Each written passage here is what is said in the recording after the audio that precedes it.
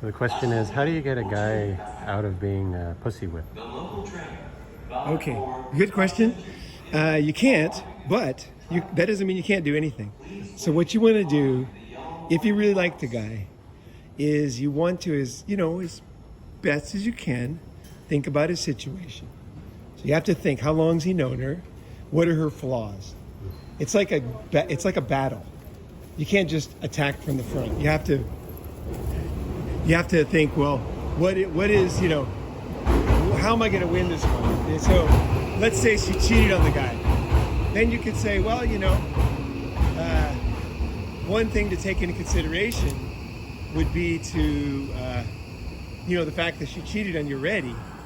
And, well, that's a good reason. And you say, oh, yeah, that's fine. But, just it's something, people tend to do the same things over and over, so it's good to think about that. And the thing is I think you should get married. She's awesome, right? But maybe wait a little bit. Like if you set the date, not yet. Okay, well, just put it off. Let's go for a little trip. Let's do this. Let's do that. See if you can get it put it off for a few days, whatever. You're looking for weaknesses and you're giving possible solutions. You're never directly contradicting that because remember, he's directly under the control of pussy, so he cannot hear anything you say. Like especially if you get upset. So if you can't find anything logically about her, like she's perfect, she's 18, she's smoking hot, parents are rich, she loves the guy, great body, all that, then,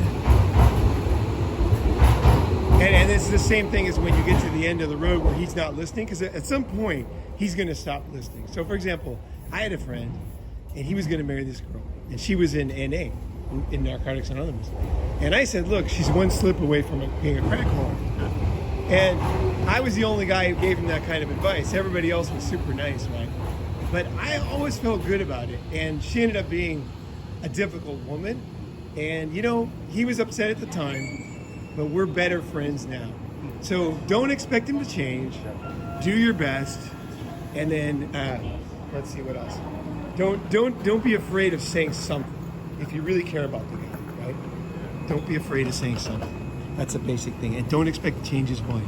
Because when he gets divorced, he'll call you.